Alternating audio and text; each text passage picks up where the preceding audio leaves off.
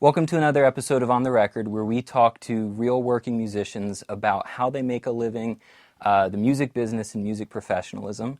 Today we have one of my favorite guitar players of all time and somebody who needs no introduction, Mr. Tommy Emmanuel. Tommy, thank you so much for being here and doing this. This is fantastic. I appreciate that. Yeah.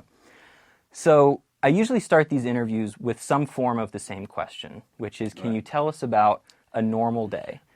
And I think a normal day on the road or a normal day at home. Right. So I think asking this question twice is important for that exact reason. Okay. So well, when I'm home, the first thing I do is get up and take a walk. Right. I go out, breathe the air, and walk and get my body going. Then I come back and I make coffee, and then I usually watch something on YouTube. Like lately I've been watching some singing groups who sing a cappella, doing famous songs, and it fills your heart and soul to hear people sing like that. And you know, I eat breakfast. I play a few different guitars normally. Okay. I usually pick up my old Larrivee and play that, or one of my Maitons, depending on what I feel I need to work on. And usually I have a check-in with my management and see what's going on, and you know, if they've left me a message or whatever.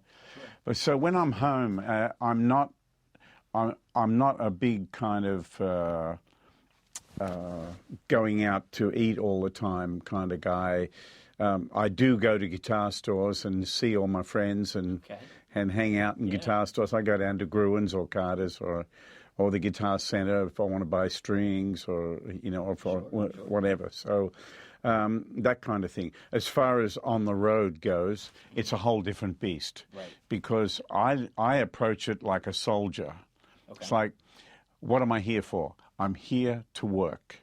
Mm-hmm. So what's important to me as a touring artist is that at 8 p.m. when I'm supposed to walk on stage, that I will be at my best. Okay.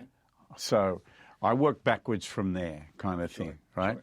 So if there's traveling involved, say if it's not a bus tour is where we sleep on the bus and we get up when we're ready. And we normally shower in the halls that we play in, and we use the bus as our home, away from home, and also as a dressing room and stuff like that. But you can't shower. Well, some people do have showers on buses, but we don't, you know. And so I normally travel with my tour manager, who is my sound man, and my lighting director. Okay. And he's kind of like an assistant as well. Oh, wow. And then I usually have a merchandise guy who we'll carry all the merchandise with us. Okay. Sometimes we tow a trailer, and in the trailer's lights. I carry a lot of lights sometimes, you know.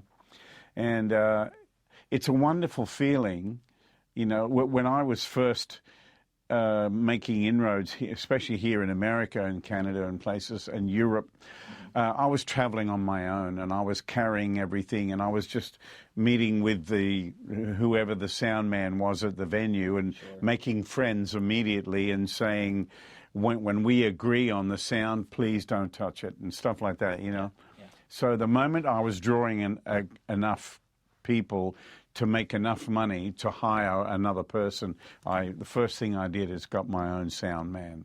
Okay. Because my sound is everything. It's my world. Right. If the sound is not good, nothing's going to be good for me. I can get by, but it's not what I can do when the sound is how I like it, you know. Sure. So, and the other thing is, it's my job to get my sound together. So I know that the equipment I carry, even without a sound system, I'm going to get a good sound. Mm-hmm. And now let's put that in a good PA, and it's going to be beautiful, you know. Sure. So let's get back to my day on the road. Yeah. So Normally I would get up and have a good breakfast and play for a while. And normally there are things like a radio to go do, or an interview, or a TV, something like that.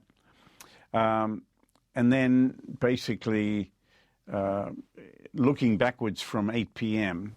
In the time leading up to that, I need to get some more rest, like a short nap in the afternoon. I need to be showered, shaved. I need to get my clothes ready. I need to know that I'm going to look fine when I walk out on stage. Sure. So I prepare my clothes and everything, and I practice playing songs, and then basically my day starts when I walk in the hall at around 4 o'clock in the afternoon. I go straight to my dressing room and get my guitar out and start playing. Oh, wow. Okay. And I start playing as if you're listening. Oh, you know what I mean? As if the audience are there. Right. And then Steve gets set up on stage, and he puts all the rest of my stuff out, my guitar, my other guitars, because I travel with 3 guitars. Okay. Yeah, and the reason I do that is the other 2 guitars are different tuning, so I don't need to be spending time tuning.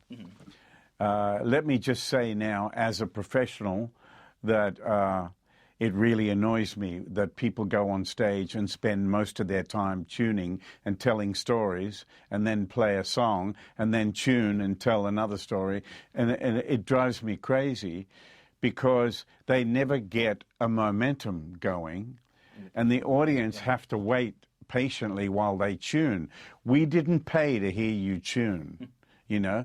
We paid a concert ticket. We want to see you play. Right. So that's how I look at it. I like that. Plus, you know, like this guitar here, for instance, that's in a G6 tuning, all right? Yeah. So my normal number 1 guitar that I play a lot of my stuff on is normal guitar tuning. Okay. Then I want to switch to some different songs in a different tuning, so I switch to that guitar. It's already in tune. I just can talk for a second and go straight into it. Yeah. The 3rd guitar is low tuned. It's like a whole step down. Okay. And then in drop D, so it goes down to C. Oh, wow. And it's big strings, low flat action, and it's such a beautiful sound. Yeah. And so 3 guitars, 3 very different sounds. Sure. And 3 different parts of my repertoire, you know? Yeah. So that's the thing, you know, having a guitar with different tuning, it brings something different from you. It makes me play differently. It's a different sound, and I enjoy those songs, you know. Sometimes I'll play a few tunes with that G6 tuning, and then I might just kind of hit the tuner, which is a mute, and bring that A string up from G up to A, and now I'm in drop D. Yeah. You know what I mean? So I might play some things in drop D. But let me just backtrack before the show. So, so we're set up. Steve says, let's make a sound. Let's make a noise. Okay. So I'll walk out and plug in and start playing as if it's showtime. You know what I mean? Sure. I've got everything set how I would normally set them, and I start to play with the same kind of energy that I would put into a live show. And the reason I do that is so Steve knows what he's dealing with. Those levels are right where they need. Yeah. And I can hear how everything sounds. So if you waste time noodling around and not putting a lot of energy into sound check, it's not a good thing. Sure. You know, you gotta approach it like, you know, in a way that's really open and honest. You know, this is how I play when I play live in front of an audience, where, you know, there's an energy coming from the crowd, there's an inspiration from the people, there's that excitement, you know. So, you know, it's a good idea when you sound check to play as if the audience are already in. Sure. So once we're done with sound check, and say if there's an opening act, he or she may want to sound check. And then I might talk to Zach, my lighting director, and I might, while the opening act is sound checking, I might go up to the lighting desk and say, show me what you got, so I can see what he's working with. Sure. And so I get a feel for what the lights are like too, you know. And then we have dinner. We all eat together like a family. Oh, wow. Okay. Yeah. And then there's a meet and greet, usually 1 hour before the show. So if it's a 7:30 show, we'll eat at 5:30, and I'll spend time, during the time between when we eat and the meet and greet, I usually change my strings. Okay. I'll change my strings on the main guitar. I'll do the other ones if they need it, but normally I'll change the strings on the main guitar, stretch it in, tune, stretch, tune, play, all that, right?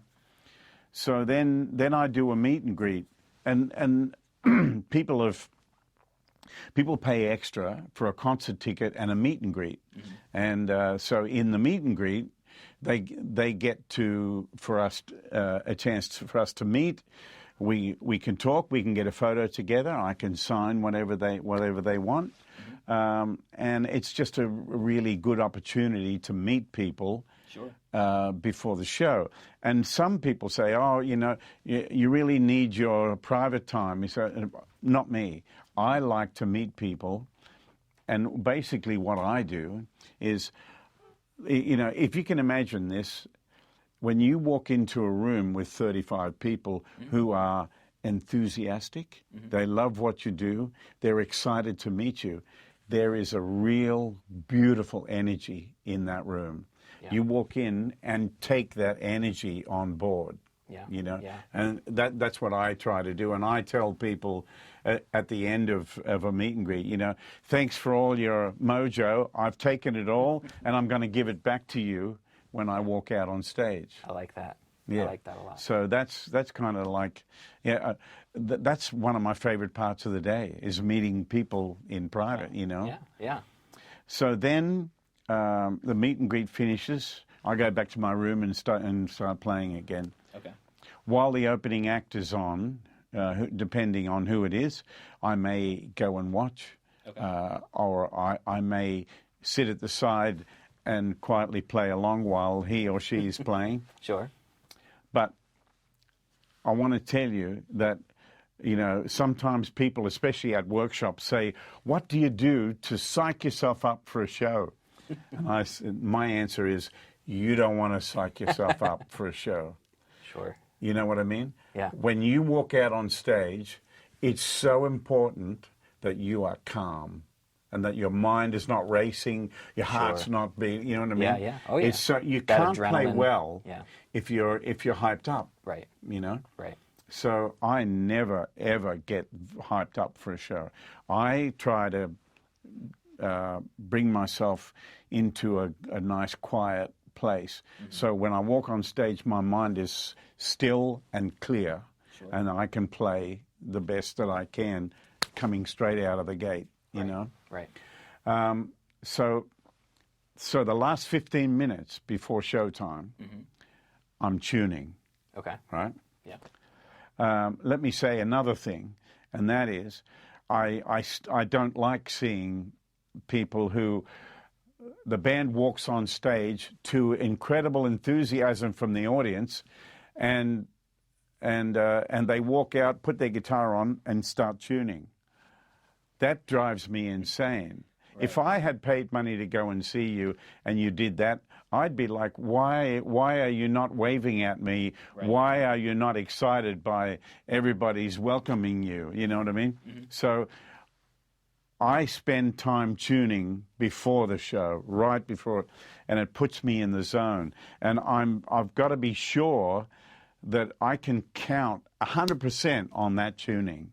So I tune and tune and tune, play, tune, tuning. Sure. Right, before the show.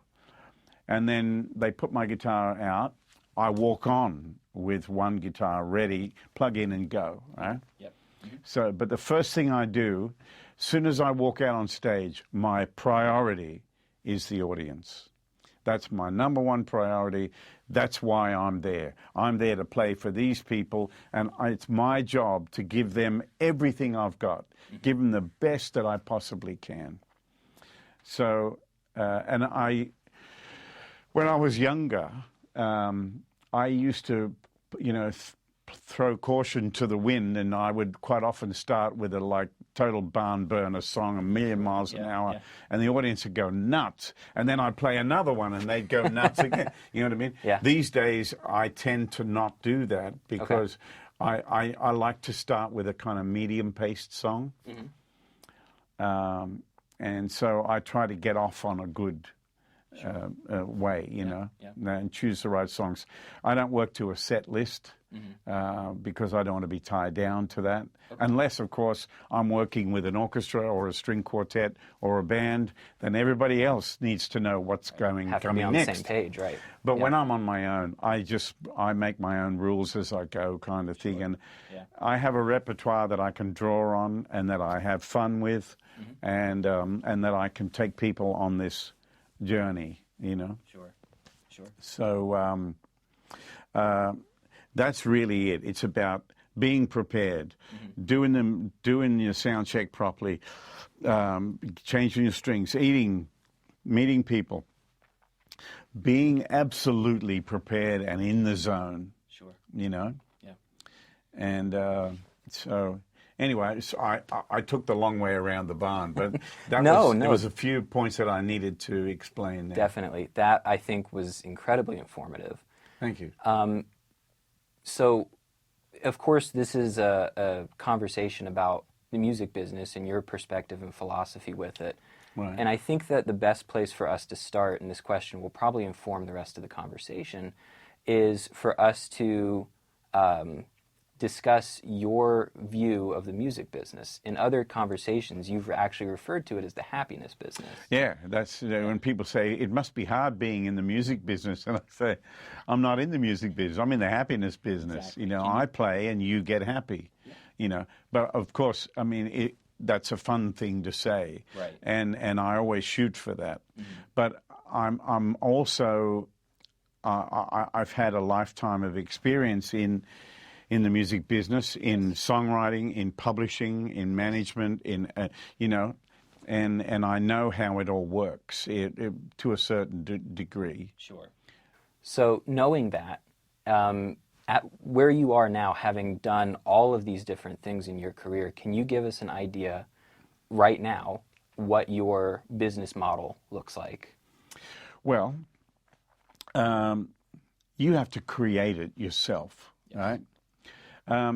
Nobody discovered me playing on the street corner and a poor lonely guy and helped me out. You know what I mean? Yeah. I created everything. I can just say this without appearing like I've got a head that big, but it's up to us to create to create a demand but you can't do it alone.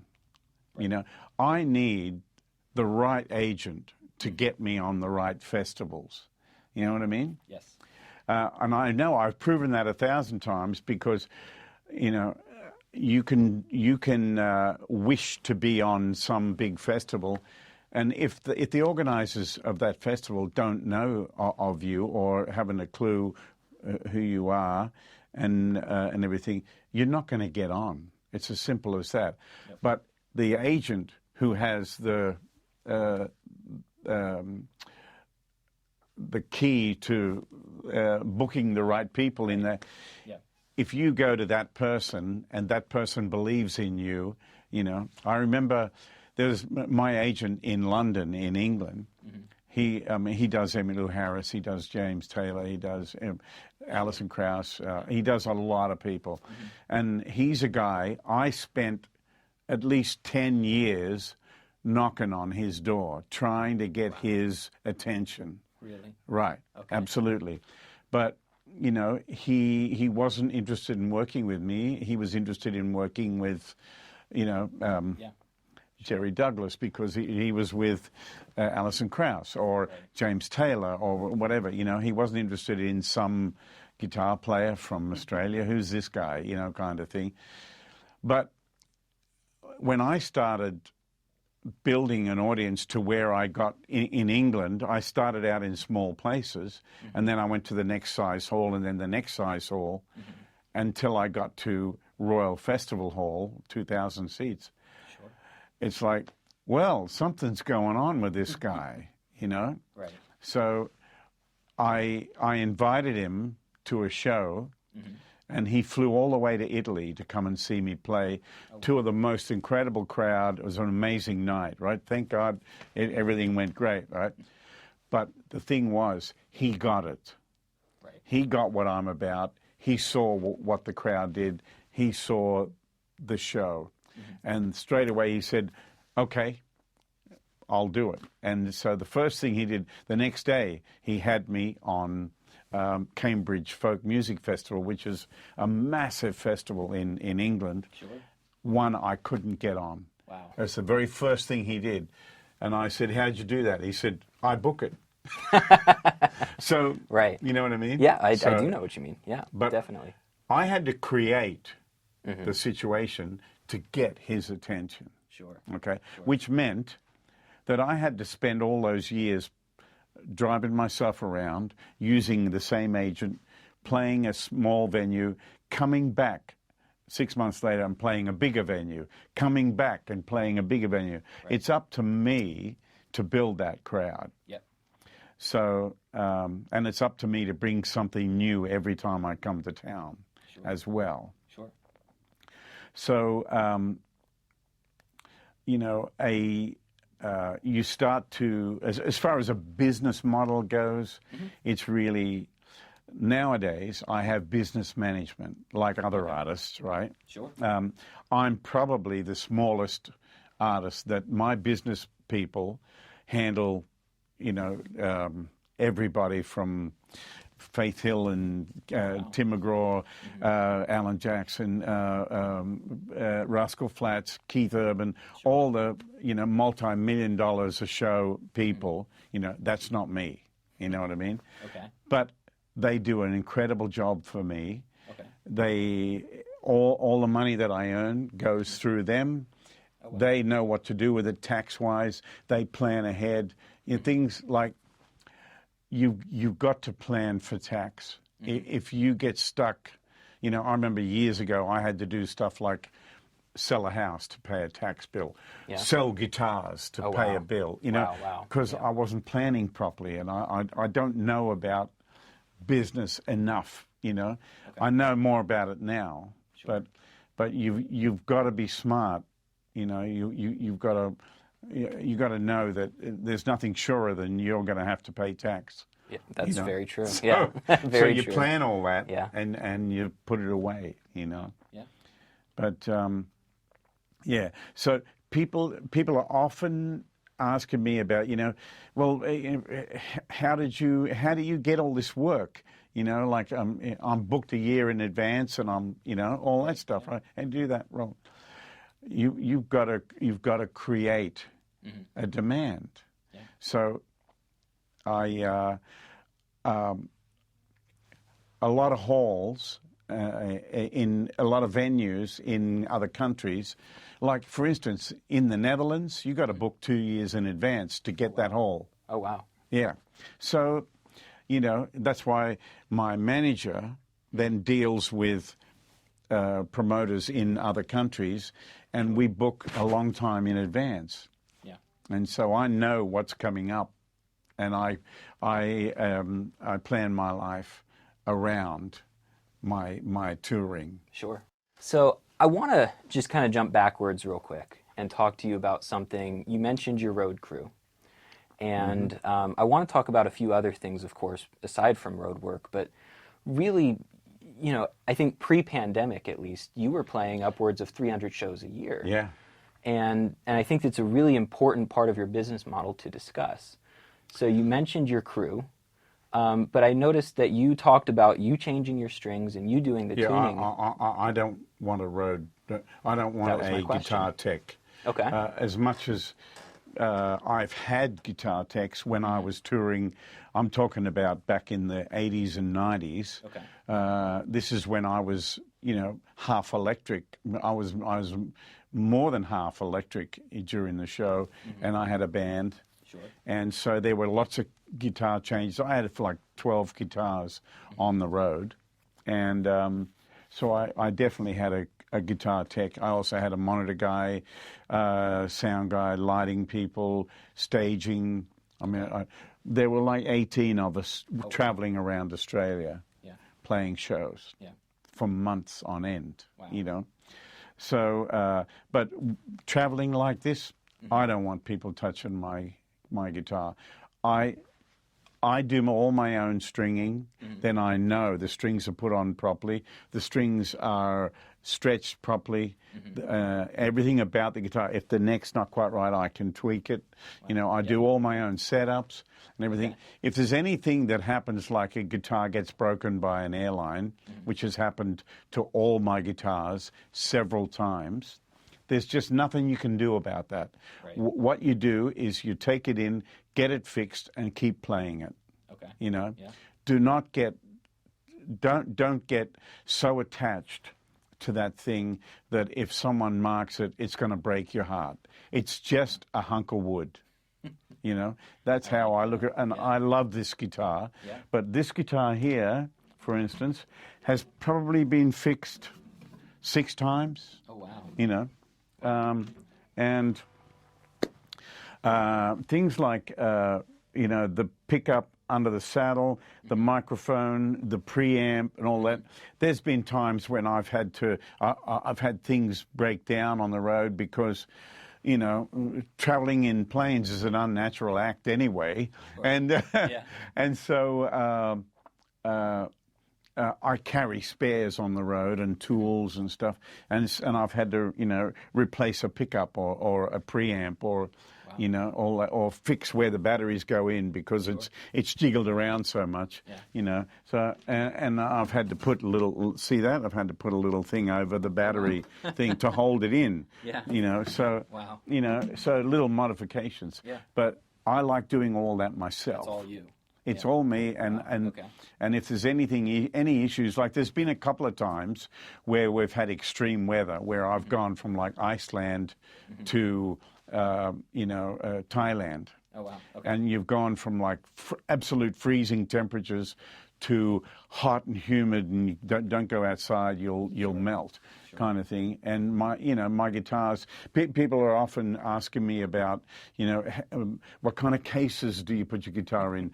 How do you humidify your guitars? And well, the truth is, I don't baby myself on the road, and I don't baby my guitars on the road. Okay. What I do is, I get them out of the cases and get them used to being in wherever we are, straight away, wherever I am. Okay. When I arrive at a hotel, I turn the air conditioning off, and I get the guitar out of the case, and I play them, and I leave them on the bed.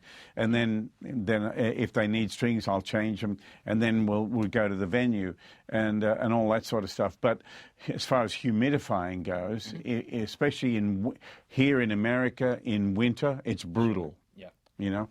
And I wasn't used to that. We don't have those kind of temperatures in Australia. So a few things happened to me in my early days of touring in America. First of all, my skin split here on the side of my fingers, and because I wasn't used to it, the dry air, so cold. And then my guitar split up, straight up the face, stuff like that. Yeah. So what I do, I have moisturizer. But I take my guitars out of the cases back at my hotel after the show. I run the shower, hot water, and then I put the guitars in the bath like that after I've run hot water in there, and I pull the curtain and close the door, and leave them in that moist room. Right. That's how I humidify my guitars. Sure. Well, that'll do it. Yeah. Yeah, it'll do it, and I don't have a lot of problems. Yeah. You know. And I've played guitars that with holes in them, with that have been held together by gaff tape, and stuff like that. You know, I remember one time coming on a long flight from Australia to San Francisco, and then driving to Santa Cruz to do the first show of a tour, and I got a brand new guitar out of the case, put it on the stand, and my sound man said, that guitar's broken. I said, what? You know, it was this brand new guitar. Right. And it was broken from here to here. It had been dropped that way. Oh, no. Right? Yeah. So this was open. I could put my hand in there. So this whole thing was doing that. Yeah. So I squashed it all up, and I got some gaff tape and taped it like that, and played the show, and you would never have known there was any problem. Wow. But what was really wonderful, the thing about guitar players and guitar builders and all that sort of stuff is if you need help sometimes, there's always someone. That's true. There's always someone who will help you. And I remember in Santa Cruz, the night that guitar was all broken badly, I knew it was a luthier's job. I couldn't do it, you know. It had to be done properly. Right. And, of course, as soon as I finished the show, a guy came straight up and said, give me that guitar, I'll go and do it for you now. Oh, wow. He took it. He was from Santa Cruz Guitars, who are wonderful people. Yeah. And so he took the guitar. He brought it back to the hotel at 8 o'clock in the morning before I had to leave, and it looked brand new. He'd done it. He'd sprayed it.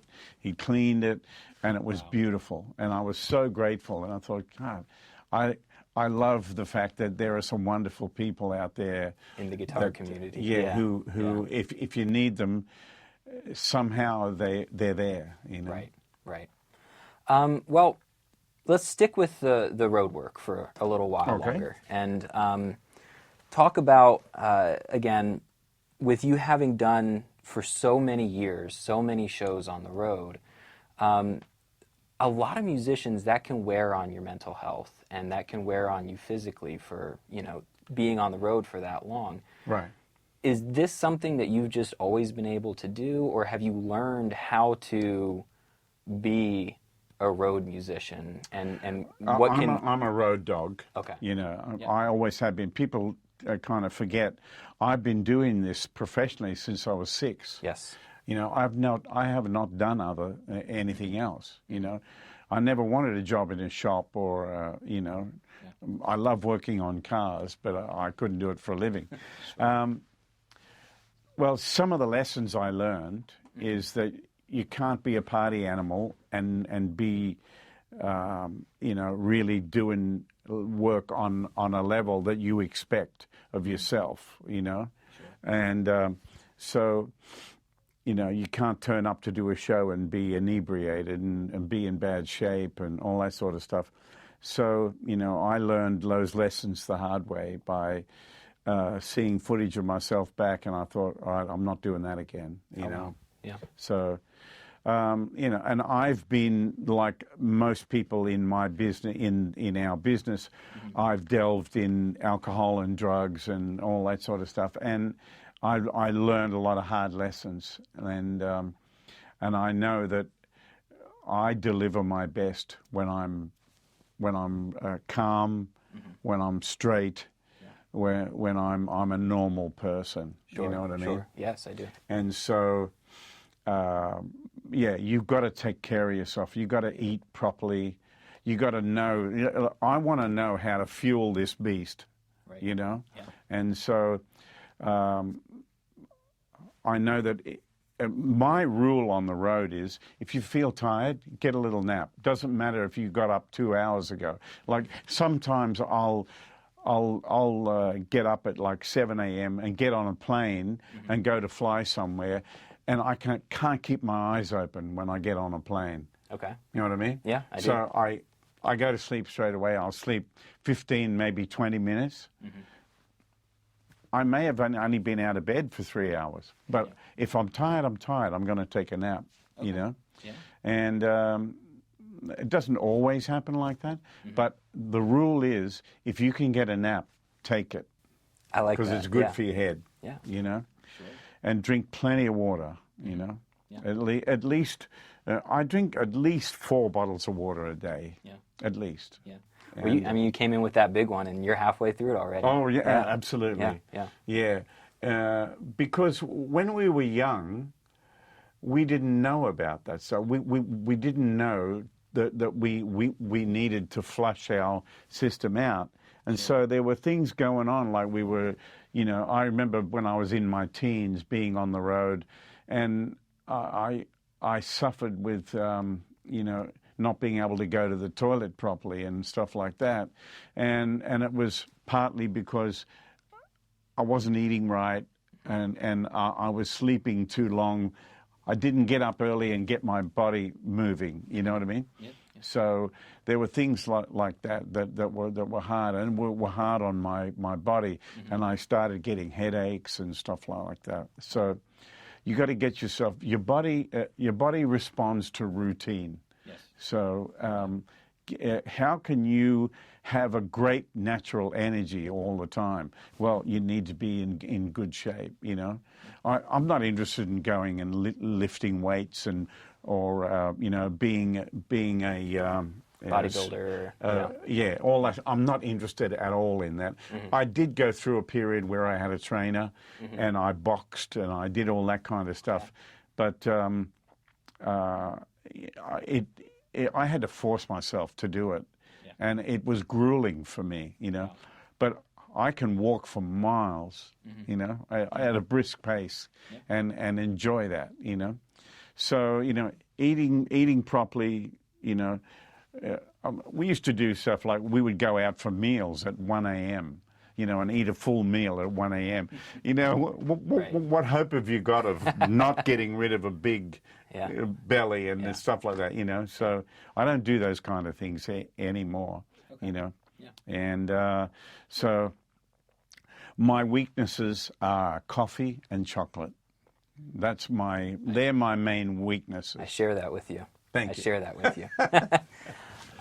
Well, kind of shifting gears from the road work a little bit, you are an artist who continues to record full-length albums and EPs in an era where we're seeing the trend shift towards this continued release of singles and online content. Oh, yeah. And I wanted to ask you kind of, as this plays into your business model, the motivation for that. Is it simply I'm an artist and this is my art? Or is there, does it play into the business model a little bit more than that? Well, I think it's a bit of both. Okay. I think, you know, I mean, at the moment I'm just doing like EP things, which is called the Accomplice series. And that's a chance to record some things with other artists. Like our buddy Richard Smith coming up Richard very Smith, soon, yeah. Trey and Rob, you know, Rob Ikes and Trey Hensley, you know, and some other people as well that I've got coming up. And that's a chance for me to do something different. And I've been doing bluegrass stuff lately, which I really enjoy, you know. And Richard and I did like a little tribute to Chet Atkins and Jerry Reed. And I said, you know, and we carefully chose the songs, Nashtownville, because it's a Chet Atkins song. I want to showcase his songwriting, not just the playing. Sure. And then you got Twitchy and Serenade to Summer. Serenade to Summer and Baby's Coming Home, Jerry Reed composition. You know, so we want to show the younger generation, first of all, listen to these great songs, but these guys wrote them. You know what I mean? So it's a nice little thing, you know. And that's kind of reaching back and playing in that style, you know. My writing is different, you know. I can write a song that sounds like it may have been influenced by Merle Travis, right? It may have, part of it might sound right out of the 40s, but when the bridge comes around, it sounds a bit like Stevie Wonder. You know what I mean? That's me. Right. That's my influences and all the people that I've listened to. I've been very fortunate, and it's not something that I thought, if I don't do this, I won't evolve into the artist I want to be. It's just, I just listened to what I loved and what I could learn from and the people I could steal from, you know. So I listen to singers and songwriters, and I still do. I very rarely ever sit and listen to guitar players. I could really care less. It's all about the song for me. Yeah.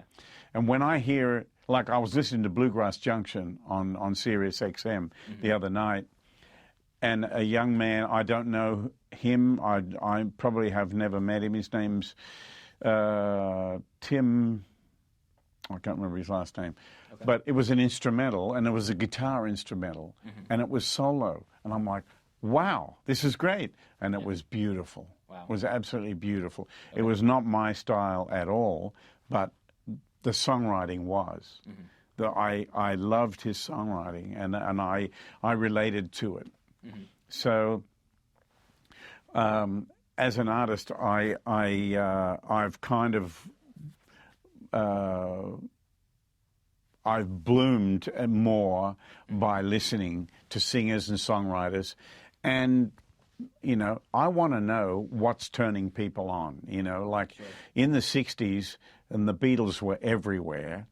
My mother would say, "Don't listen to that rubbish." You know, because it was everybody loved it, so it must be rubbish. You know what I mean? Right. I thought it was amazing music, and I still listen to the Beatles every day. Do you? Oh, absolutely, yeah. And Paul McCartney's albums as Wings, I listen to a lot of that stuff, you know, and it's unforgettable, and it's timeless music. And I want to write something anywhere near as good as that. You know, I want to tell a story and take the listener somewhere. And so I call it, my style of writing and playing is telling stories without words. And that's what I try to do. I try to create something that when you hear it, you'll go, oh, that's native, or that's the great unknown, or whatever. You know what I mean? Yes. And I know when I hear great music in films and stuff, it inspires me, and it makes me try to write that way. You know? Yes. Yeah. So I'm always looking for something to help me get my whatever it is that I've been given to get it out. Right. You know what I mean? Yeah. And this EP series is doing that for you, from what I've heard. That's been fun. Yeah. So I took you to a different direction. No. There. I think you actually answered that question and the next one really, really well. I wanted to ask you about the way that you approach the guitars from a songwriter standpoint, and you went into that full force. So I think that's fantastic. Well, it's so important. Without a song, you got nothing. I don't care how brilliant technically you are. If you don't have a good song, then we're going to listen to you for a minute, and then we're ready for something else. And I never want that. You know. Right. It's a funny thing, but you know, I'm a pretty open book when it comes to everything, you know, and I'm happy to talk about anything.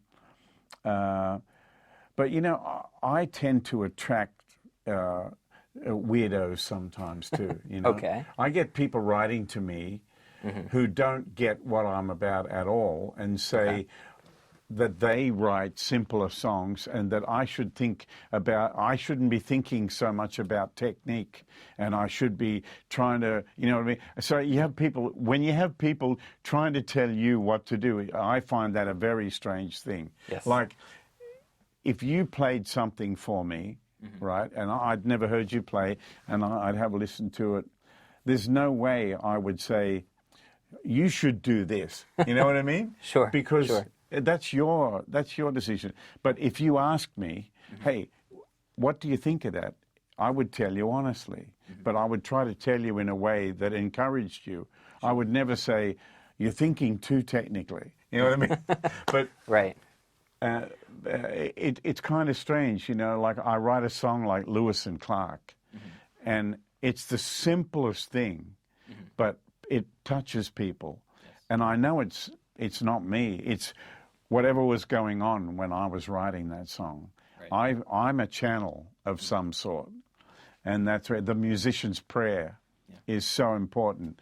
Lord, make me a hollow reed from which the pith of self has been blown.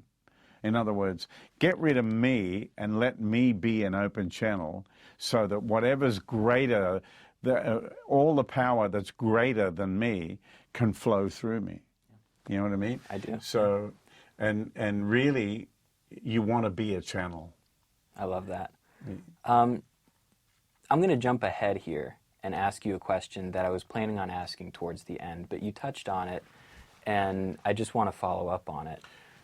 This is something that I think is incredibly important, especially for the younger generation growing up in an era of social technology. And it's dealing with the criticism that we receive as musicians, especially in the online era where people have such easy access to be negative towards you. How have you dealt with that through your career, and how do you... Like, what do you do to the problem process the that? problem I have with this, all that stuff, what you're talking about, is like, since when do I think my opinion matters that much? You know what I mean? I do. Since when? Yeah. You know, if you want my opinion as a fellow traveler, as a friend, I'd be happy to give it to you. But if you don't ask for my opinion, why should I think that I should force my opinion on you? You know, I don't get that. I agree. So, you know, YouTube, Facebook, and all those things have created a generation who think that their opinion really matters. Yeah. And it doesn't. One of these days they're going to wake up and realize their opinion means nothing. Yeah. You know what I mean? I do. And so... I think the formula for failure is trying to please everybody, right? And you can't be a people pleaser and please yourself. So I just use my instincts. There are times when I write something and someone might hear it and go, oh, it's a little bit too technical, blah, blah, blah, right? Okay, but I was trying to write something that was that way. Now, have a listen to this song. There's nothing...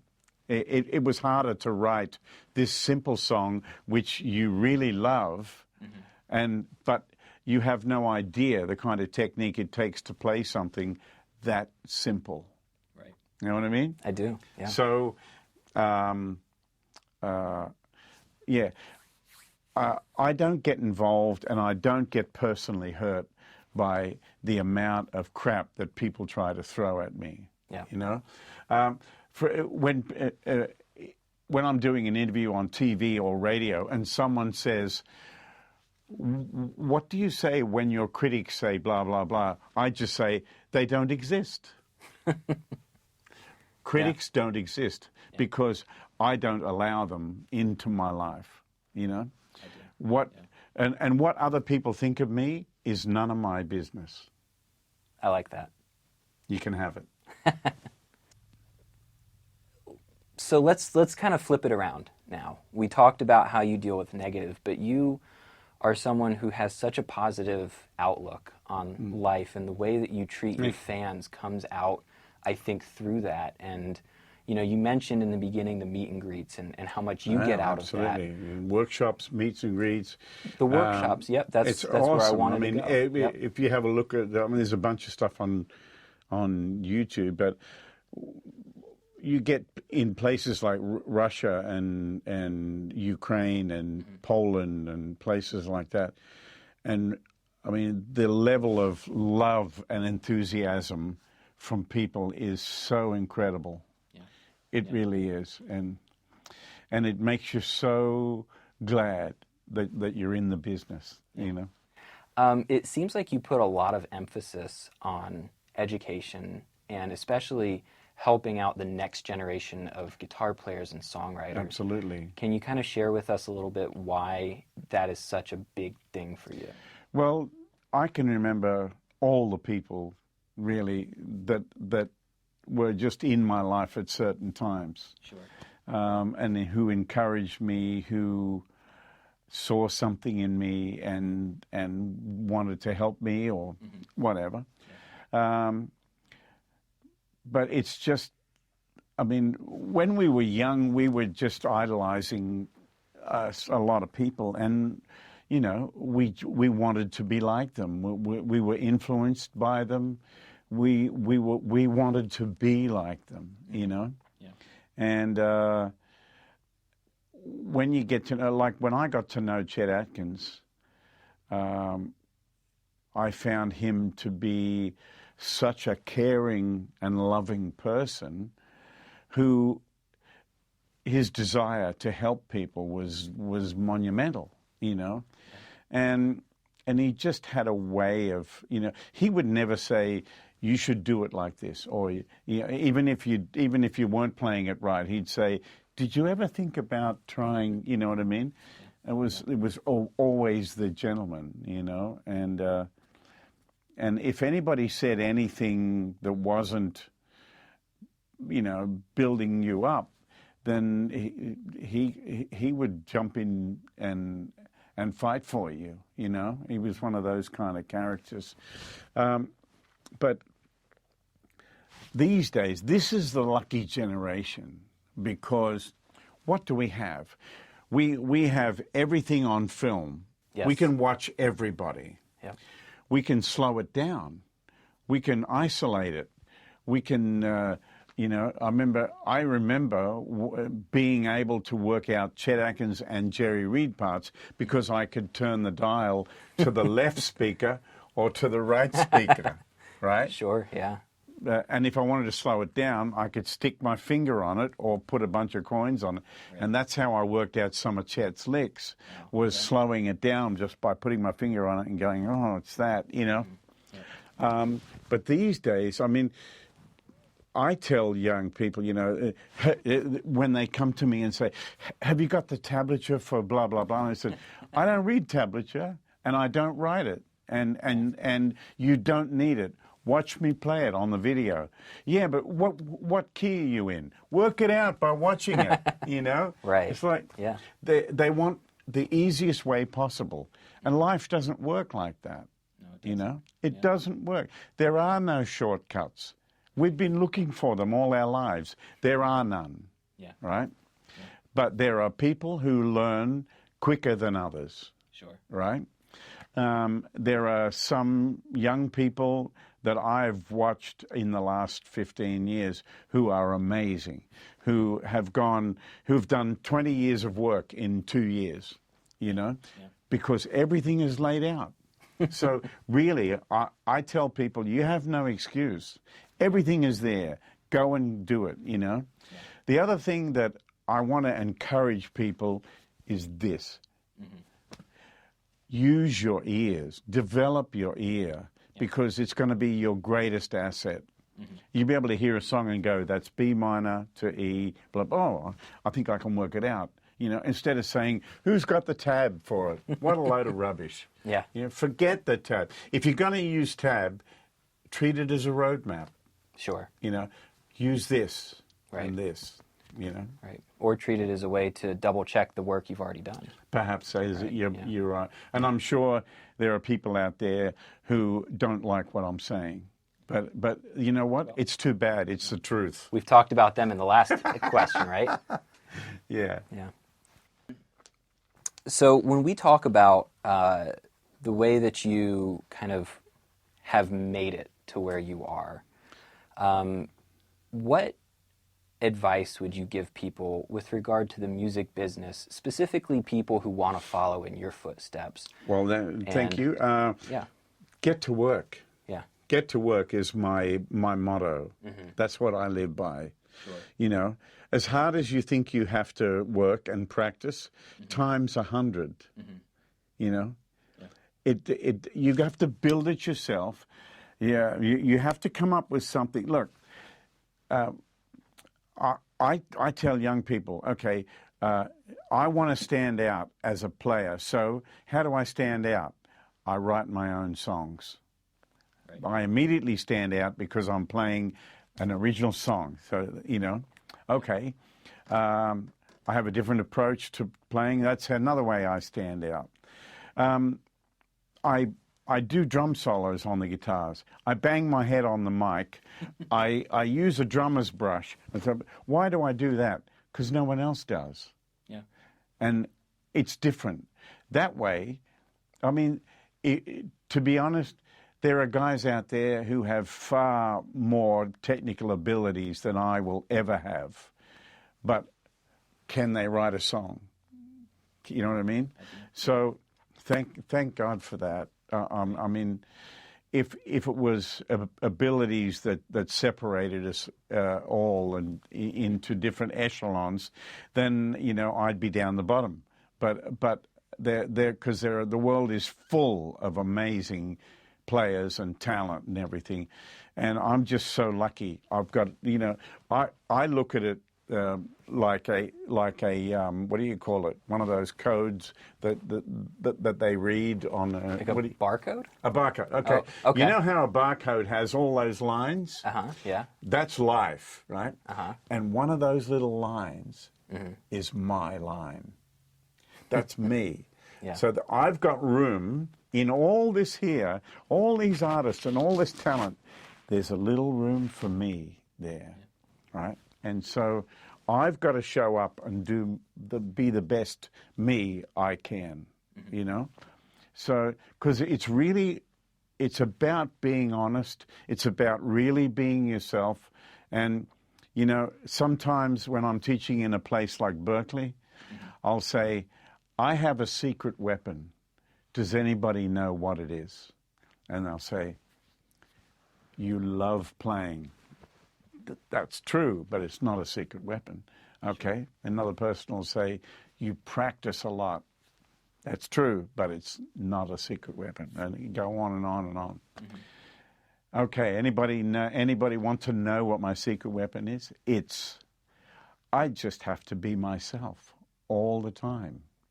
So when I walk on stage, I'm just being myself. When I walk off stage, I'm just being myself. And so I don't have to go into a different character or try to be something I'm not. All I have to do is be happy being myself. And so I want to improve every day. That's my main goal, but I'm not driven by fame and by money. Fame is only a momentary curse anyway for most people. Money is as good as the good it can do. So yes, I love it that I can play to thousands of people. I love that. I'm grateful, and I worked hard to get there, right?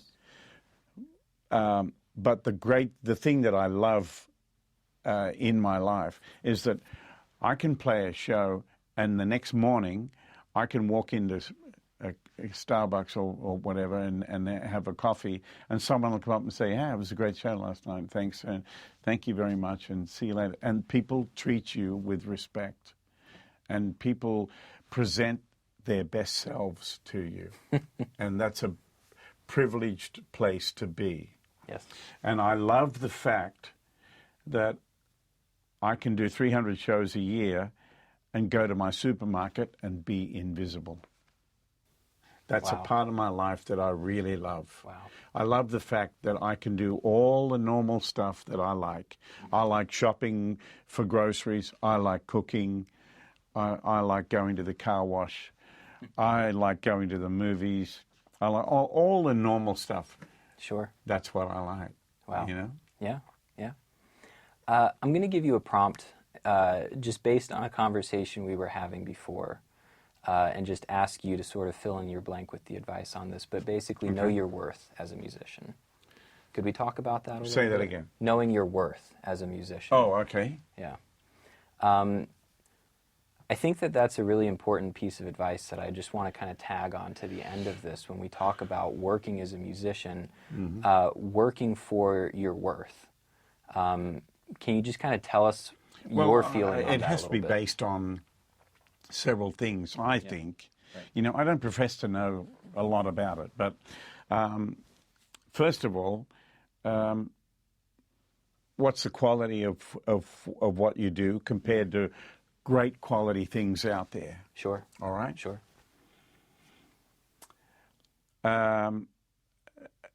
Can you guarantee me that you'll get a crowd?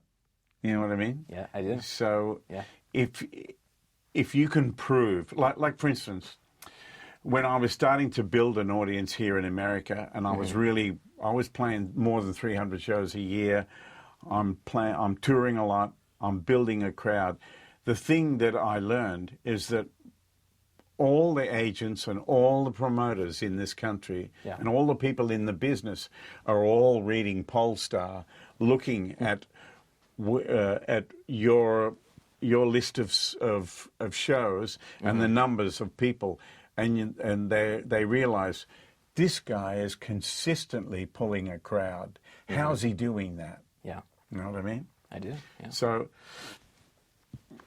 I've seen unbelievable talent with nobody in the audience.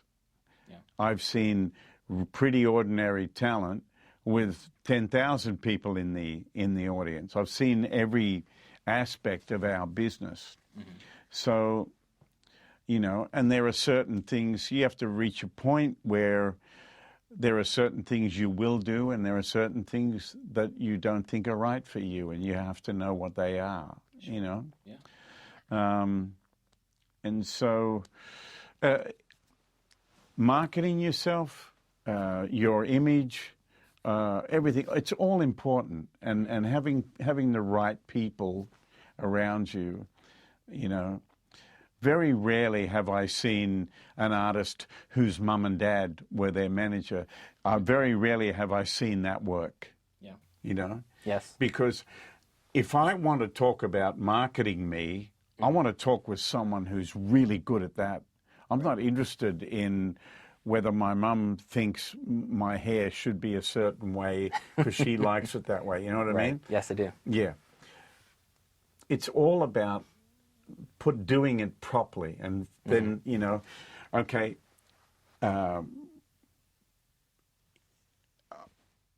want good photographs. Yeah. I want my albums to look really great quality because everybody else's that is doing well, look at the quality of their work. You know, I want to have quality. So I'm not going to say, well, I'll spend this money on my recording, but I'll get my friend to take a few photos, you know. And you know, there are a lot of guitar players out there who are very good with technology, and they've got, you know, their computer and they've got microphones and they do all that and they mix it at home, and then they wonder why it doesn't sound as good as it could. You know, I'm the absolute opposite. When I'm going to record, I don't know enough about microphone into the desk, into blah, blah, blah, all that. Yeah. No, I'm going to hire the best guy I know, and I don't care what he costs. I'll do whatever it takes to get him because he's going to give me the best sound I can get. So, okay, then I go to a proper studio and I go there to work and I capture the best performance. I love the sound he's got me in my headphones, so all that sort of stuff. Now, I'm going to go, I'm going to take these finished recordings. I'm going to go to LA and I'm going to work with my friend Mark DeSisto, who I know will do the best mix I can get and the best mastering. You know what I mean? Yes. He's shown me that he can take something that I can record in this room where we are right now. Yep. He can make it sound as good as I've ever heard, Yeah. you know? Yeah. So people who scrimp on and say, oh, I'll just do it all myself. I've got all the equipment. It's going to be great, blah, blah, blah. And then I don't want to spend any money on the, I'll just get my neighbor to take some photos and we'll do a few things. With you. That's not good enough, sorry. Sure. It is if you want to remain you know, if you want to play in a restaurant and sell your CD to the customers eating their cheesecake, that's fine. But I have bigger dreams. Sure. Well, Tommy, thank you so much for doing this. This was absolutely fantastic. We only just touched the surface. We did. But could there be a part 2? I'm down whenever you're down. You want to do a little bit of picking? Let's do some picking. Awesome.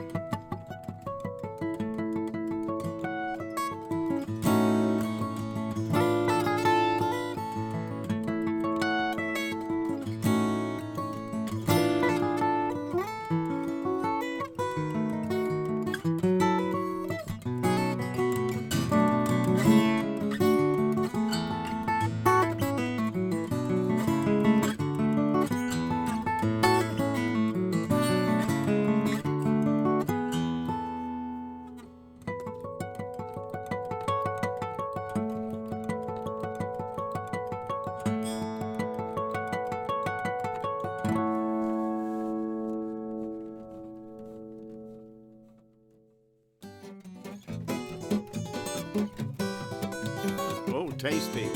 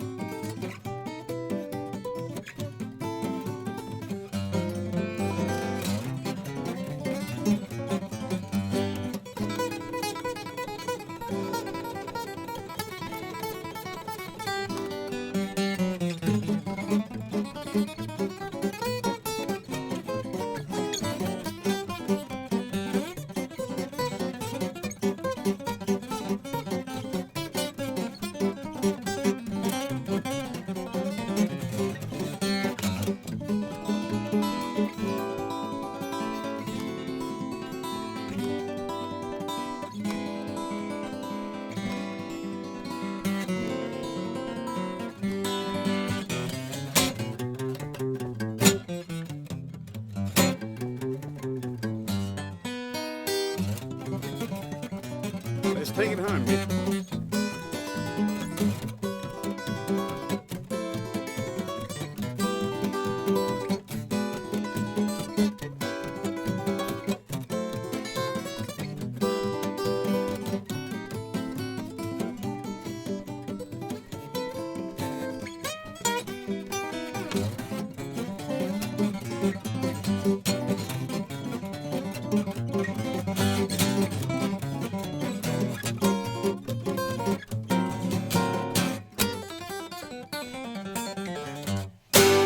That's it.